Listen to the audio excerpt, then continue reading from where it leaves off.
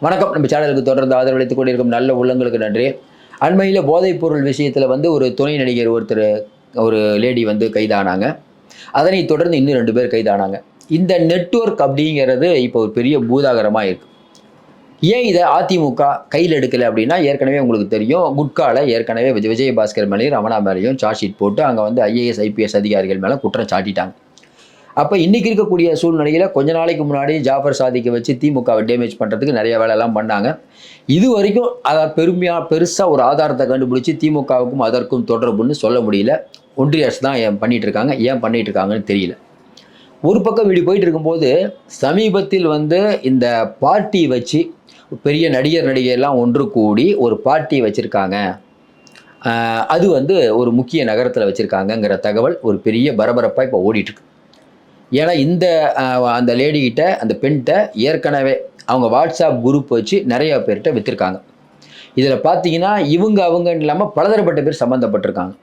இன்னும் குறிப்பாக சொல்லணும்னா இன்னைக்கு இருக்கக்கூடிய மிக மிக முக்கியமாக மக்களுக்கு தெரியக்கூடியவர்கள் கூட இதில் சம்மந்தப்பட்டிருக்காங்க. அப்படிங்கும்போது அப்போ அவங்க கலக்கத்தில் இருக்காங்க. தொடர்ச்சியாக இப்போ தமிழ் திரையுலகத்தில் பார்த்தீங்கன்னா இந்த விஷயம் பெரிய விஷயமாகுது. இது இங்கே மட்டும் இல்லையா, அதாவது கர்நாடகத்தை பூர்வீகமாக கொண்ட ஒருவர் இங்கே சில வேலைகளை பண்ணிட்டு இருக்காங்க. அது சம்பந்தமாகவும் ஆதாரம் திரட்டியிருக்காங்க. ஏன்னா இந்த போதைப் பொருள் அப்படிங்கிறது பார்த்தீங்கன்னா இன்னைக்கு பொத்தாம் பொதுவாக இங்கே அங்கன்னு இல்லாமல் பெரிய அளவுக்கு இருக்குது. சாதாரணமாக ஏழைகள் அப்படிங்கும்போது கஞ்சா அது மிகப்பெரிய தவறு. கஞ்சாவை ஒழிப்பதற்கு தமிழ்நாடு அரசு தீவிரமாக நடவடிக்கை எடுத்துகிட்டு இருக்காங்க. அதை ஊக்குவிக்கவே கூடாது. கடுமையான சட்டம் கொண்டு வரணும். அதனால் நிறையா அநீதிகள் நடக்குது. ஆனால் அதையும் தாண்டி இவங்க ஹைடெக் அப்படிங்கிறாங்கல்ல, ஹைடெக்கில் நடக்குது. எல்லாமே ஹைடெக் தானே. பணம் அதிகமாக ஹைடெக்கில் நிறையா தவறுகள் நடக்கும். தெரியும், கொஞ்ச நாளைக்கு முன்னாடி ஆந்திராவில் ஒரே ஒரு ஏரியாவில் பார்த்தீங்கன்னா மொத்தமாக பெண்கள் ஆண்கள்லாம் போகிறாங்க. நைட்டோட நைட்டாக போய் அவங்கள இது பண்ணால் ஒரு பார்ட்டின்னு சொல்லிட்டு இடத்த வாங்கி அது பெரிய விஷயமாச்சு. சென்னையிலையும் அப்பப்போ அது பெரிய விஷயமாச்சு. கொஞ்ச நாளைக்கு முன்னாடி இங்கே வடபழனியில் ஒரு டிஸ்கோ தீ நடக்கும்போது ஒருவர் இறந்தது நம்ம எல்லாருக்கும் தெரியும். இப்படிப்பட்ட சூழ்நிலை இந்த போதைப் பொருளை கண்டிப்பாக ஒரு வழி பண்ணணுங்கிறதுக்காக தமிழக அரசு கடுமையாக நடவடிக்கை எடுத்து நம்மளால் புரிஞ்சுக்க முடியுது. இதில் என்ன சிக்கல் வருதுன்னா, இந்த போதைப் பொருளை இவங்க சப்ளை பண்ணவங்களை எல்லாரையும் வாட்ச் பண்ண முடியுமா அப்படின்னா, ஏன்னா அந்த வாட்ஸ்அப் குரூப் இப்போ அவங்க உண்மையெல்லாம் சொல்லியிருப்பாங்க. இன்னும் உண்மையை சொல்லுவாங்க. வரக்கூடிய தகவல் என்னென்னா ஆல்மோஸ்ட் எல்லாம் சொல்லிட்டாங்க யார் யாருக்கு போயிருக்குது. அவங்க முக்கியமாக எல்லாரும் சொல்கிறது என்னென்னா, அண்மையில் நடந்த அந்த ஒரு பார்ட்டி அதில் நடிகைகள் கலந்துக்கிட்டாங்க. ஆச்சரியப்படத்தக்க வகையில் இந்த நடிகைகள்லாம் கலந்துக்கிட்டாங்கிற வகையில் கலந்துக்கிட்டாங்க.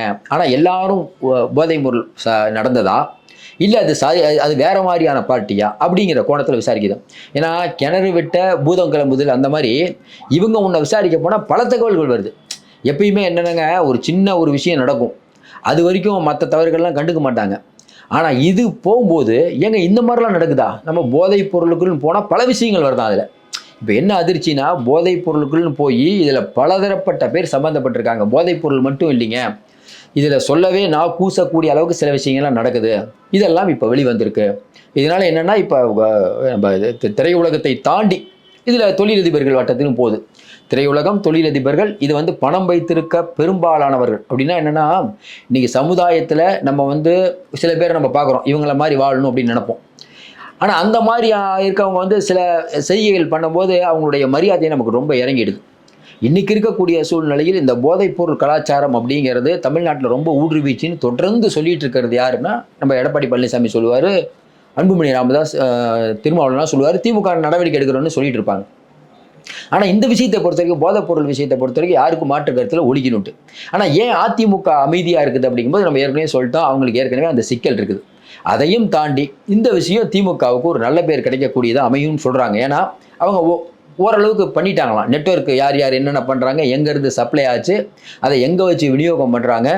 இதில் என்ன சொல்கிறாங்க, ஒரு இடத்துல அந்த வருது இல்லை. ஏன்னா இது ஒரு தனி நபர் மட்டும் பண்ணியிருக்க முடியாது. அவங்க மட்டும் தனியாக பண்ணியிருக்க முடியுமா?